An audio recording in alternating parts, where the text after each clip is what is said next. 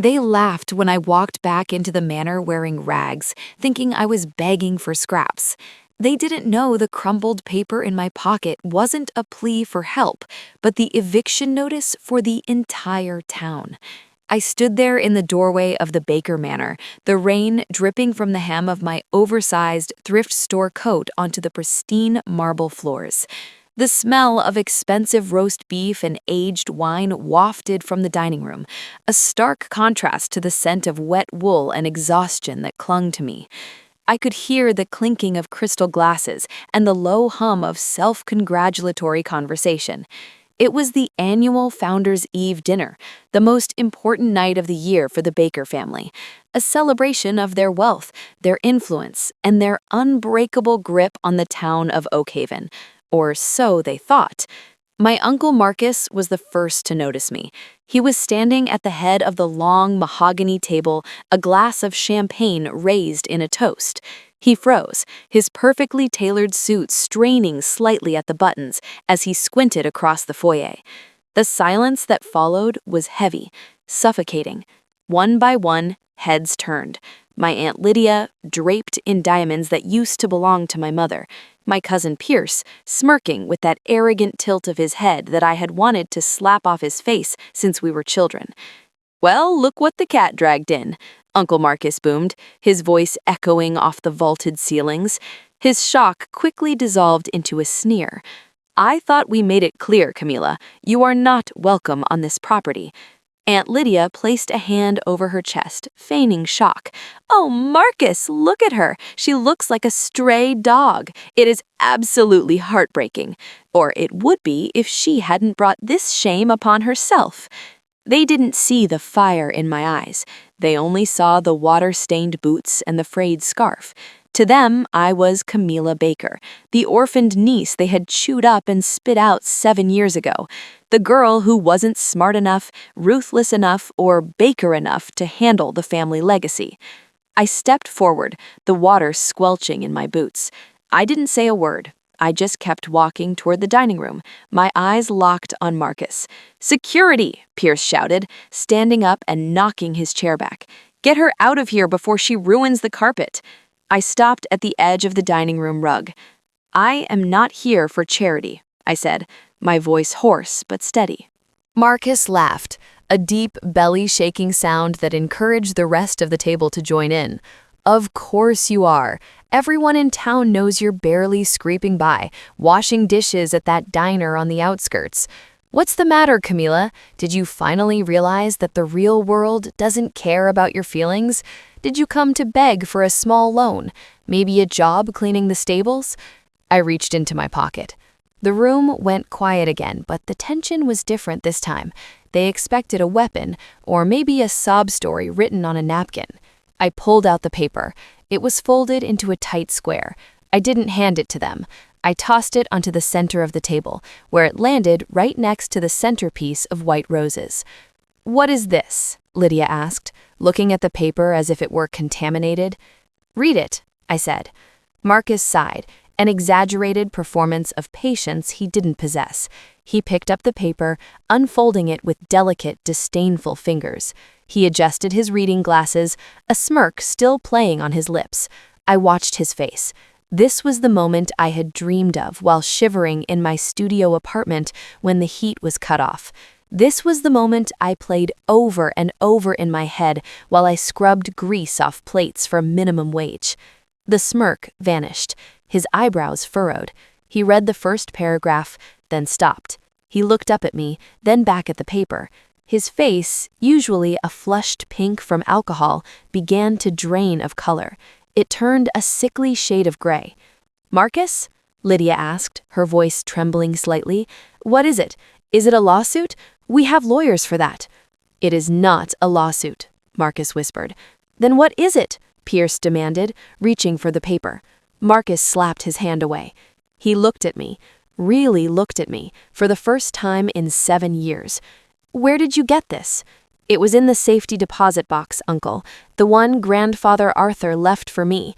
The one you didn't know existed because you were too busy liquidating his assets before his body was even cold." Pierce snatched the paper while Marcus remained frozen. He read it aloud, his voice cracking on the legal jargon. Notice of eviction, pursuant to the terms of the Baker Ancestral Land Trust, regarding the parcels of land colloquially known as the Oak Haven Central Business District. Pierce stopped. He looked around the room, confused. I don't get it. We own the business district. We own the buildings. You own the bricks, Pierce, I said, allowing myself a small, cold smile. But you don't own the dirt they stand on. Let me take you back to the beginning, so you understand exactly how much trouble you are in. Growing up, I was the spare. My father was the younger brother, the softer brother. Uncle Marcus was the shark. When my parents died in a car accident when I was 12, I was moved into the manor. On the surface, it looked like benevolence. In reality, I was a nuisance. I was a reminder of the brother Marcus viewed as weak. Grandfather Arthur was the only one who truly cared for me. He was the patriarch, the one who built the empire. He saw how Marcus treated me, the subtle exclusions, the snide remarks, the way I was given the smallest room in the servants' wing, while Pierce had a suite. Grandfather was old and frail, but his mind was sharp. He used to tell me stories about the town, about how land was the only thing that truly mattered.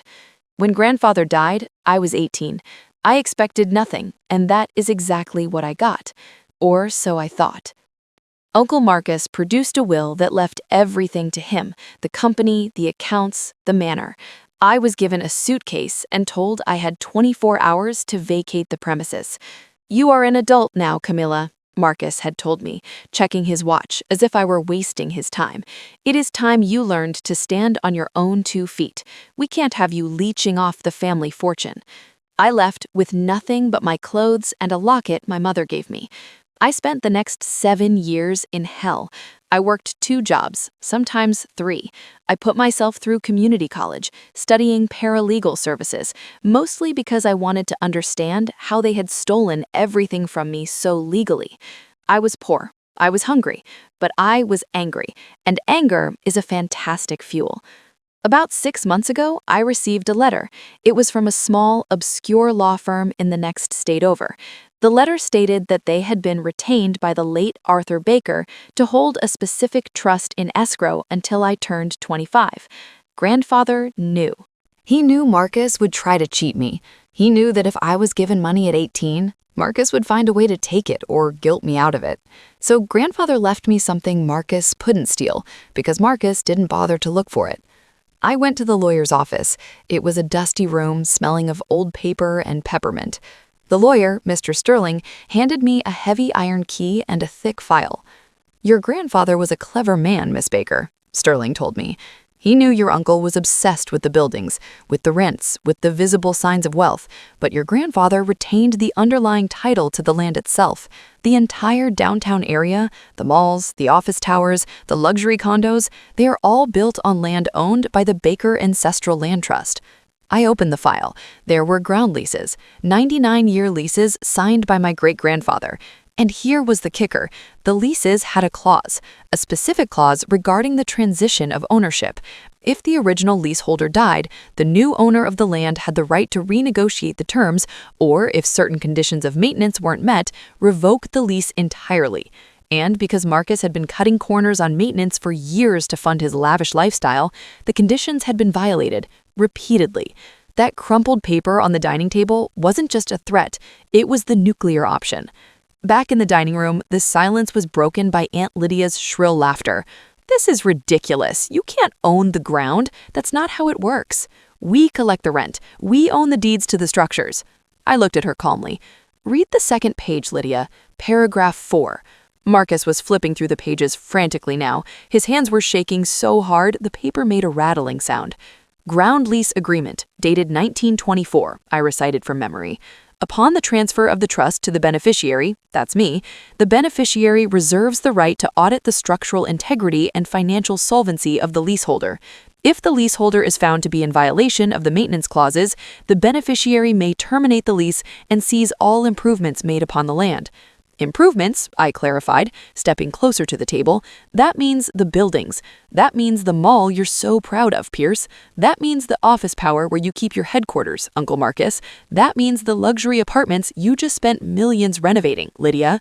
I own the land, and because you haven't fixed the foundations, the drainage, or the electrical wiring in 10 years, all documented in the city records I pulled last week, I am terminating your leases. You have 30 days to vacate my land. Or you can leave the buildings and I will take possession of them. Marcus finally spoke, his voice a low growl.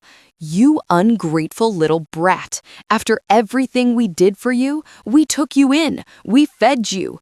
You kicked me out on my 18th birthday with $50 in my pocket, I screamed, my composure finally cracking. You sold my mother's jewelry. You erased me from this family. Do not talk to me about gratitude, Marcus. You are a thief who got caught. I am not leaving, Pierce said, puffing out his chest. I'll fight this. I'll hire the best lawyers in the state. We will bury you in paperwork for decades. You can't afford a war with us. I laughed then. It was a cold, sharp sound. Oh, Pierce, you still don't get it. I don't need to afford a war. I have already won. I pulled out my phone. I have already spoken to the major tenants of the business district, the bank, the department store, the tech firm on the top 3 floors of the tower. I showed them the proof of your negligence. I showed them where their rent money was actually going, to your vacations, your cars, this ridiculous dinner. They are not happy, Pierce. In fact, they have already agreed to sign new direct leases with me. Lower rates, better maintenance. They are dumping you. By tomorrow morning, your revenue stream will be 0. Marcus collapsed into his chair. He looked old, suddenly incredibly old. The fight had left him. He knew the numbers. He knew how leveraged they were. Without the rent from the business district, they couldn't pay the mortgage on the manor. They couldn't pay the staff. They couldn't pay for the champagne in their glasses. What do you want? Marcus whispered. Lydia grabbed his arm. Don't negotiate with her, Marcus. She's lying. She's bluffing. She is not bluffing, Lydia, Marcus roared, slamming his fist on the table. He looked at me with defeated eyes. What do you want, Camila? Money? A share of the company? We can work something out. We are family. Family, I repeated, tasting the word like poison. Now we are family. When I was sleeping in my car, I wasn't family. When I was eating instant noodles for Thanksgiving dinner, I wasn't family. I looked around the opulent room. I looked at the portraits of our ancestors on the walls. I looked at the life that should have been mine, that they had stolen. I don't want money, I said softly. Then what? Pierce asked, desperate. I want the manor. Lydia gasped. You can't be serious. This is our home. It is my ancestral home, I corrected, and since you have no income as of tomorrow, the bank will foreclose on it within 3 months. I'm just speeding up the process. I laid out my terms. You sign over the deed to the manor to me, tonight. In exchange, I will grant you a grace period on the business district eviction. I will give you 6 months to liquidate your assets, sell off what you can, and leave town with some dignity and a little bit of cash. If you refuse, I evict you from the businesses tomorrow. The bank takes the house, you leave with nothing. 0. You'll be the ones on the street. The room was silent for a long time. The only sound was the rain beating against the windows, the same rain I had walked through to get here. Get the notary, Marcus croaked. Marcus, no! Lydia shrieked. Shut up, Lydia. It's over. He looked at me, hate burning in his eyes, but mixed with fear. You planned this. You planned this for years. I smiled. No, Uncle. I planned this for 6 months. The years before that was just endurance. The next hour was a blur of activity. Their personal lawyer, who had been at the party, was summoned. Papers were drawn up. The notary, a confused man named Mr. Henderson, who had been enjoying the buffet, stamped the documents. I watched them sign. Marcus's hand shook. Lydia cried the entire time, ruining her makeup. Pierce wouldn't look at me. When the last signature was dry, I picked up the deed to the manor. It felt heavy in my hand, heavier than the eviction notice. Now, get out, I said. What? Marcus stood up. You said we had 6 months to liquidate the businesses. I said you had 6 months to sort out your business affairs, I replied calmly. I didn't say you could stay in my house while you did it. But where will we go? Lydia wailed. I looked her up and down, mimicking the look she had given me when I arrived. I hear the Motel 6 on the highway has vacancies. It's quite affordable. You might have to sell one of those diamond earrings, though. You can't do this, Pierce said, stepping toward me aggressively. I took a step back and pulled out my phone again. Sheriff Miller? Yes, I'm at the Baker Manor. Yes, I have the deed. There are some trespassers here who are refusing to leave. Yes, I'd like an escort. Pierce stopped in his tracks. You have 1 hour to pack your essentials, I said. Anything you can't carry stays. If you damage anything, I sue you for the breach of our agreement and I take the businesses immediately. The next hour was the most satisfying hour of my life. I sat in Uncle Marcus's leather chair at the head of the dining table, eating the roast beef that had been meant for him. I poured myself a glass of the vintage wine. I watched as the servants, who had always been kind to me when I was a child, quietly packed their bags. I told the staff they could stay, that I would double their wages if they helped ensure my family didn't steal the silverware on their way out. The head housekeeper, Mrs. Gable, actually winked at me. I watched from the window as they loaded their luxury SUVs with suitcases. It was still raining. Lydia was screaming at Marcus. Pierce was kicking the tire of his Porsche. They looked miserable. They looked broken. As their taillights faded down the long, winding driveway, I didn't feel the overwhelming joy I thought I would. I didn't feel like jumping up and down. I felt peace. I walked through the empty halls of the manor. I went to the room that used to be mine, the small servant's room in the back. It was used for storage now, filled with old boxes. I closed the door and went to the master suite. I sat on the edge of the massive king-sized bed. I looked at the locket my mother gave me. I opened it. There was a tiny picture of my parents and a picture of Grandfather Arthur. "I hope you're watching, Grandfather," I whispered. I got it back. The next few months were chaotic. The town of Oakhaven was in an uproar. The news of the Baker family's fall from grace was the only thing anyone talked about. There were articles, news segments, gossip blogs. The beggar heiress, they called me. I took over the management of the business district. It was hard work. I had to fire the incompetent management company Marcus had used. I had to authorize millions in repairs, but the tenants were patient. They knew I was one of them, not one of the distant overlords.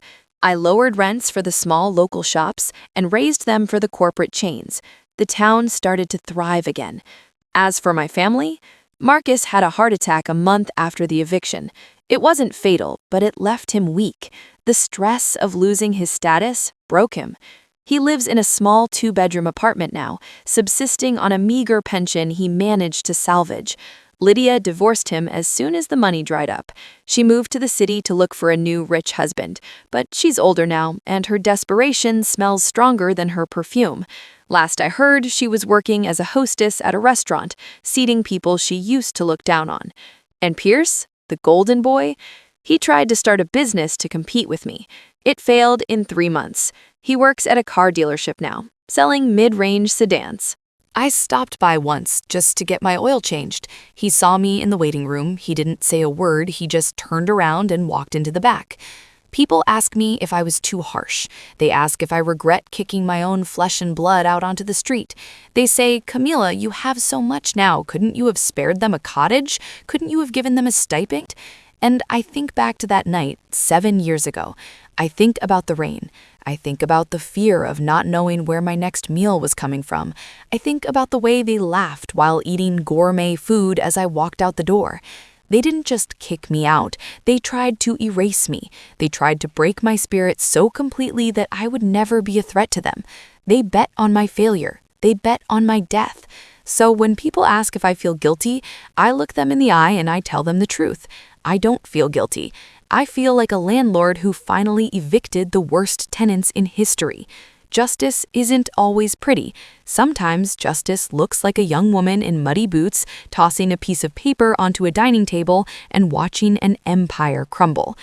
I still live in the manor. It's too big for one person, really, but I've opened up the grounds to the public. The gardens are a park now. The ballroom hosts charity events for the homeless shelter, the same shelter I stayed in for a week when I was 18. Every year, on the anniversary of the night I came back, I sit in the dining room. I order a pizza, I pour a glass of cheap wine, the kind I used to drink when I was broke, and I toast to the portrait of Grandfather Arthur. To the long game, I say, and in the silence of the big, empty house, I swear I can hear him laughing with me. The town of Oakhaven is mine now, not because I inherited it, but because I fought for it, and I treat it with the respect it deserves, something my family never did. So, to anyone out there listening to this, anyone who has been cast aside, forgotten, or underestimated by the people who were supposed to love them, keep your head down, work hard, and always check the fine print. You never know when you might find the key to your own kingdom. My greedy family kicked me out, hoping I'd disappear. Instead, I evicted them. And let me tell you, revenge is a dish best served with an eviction notice.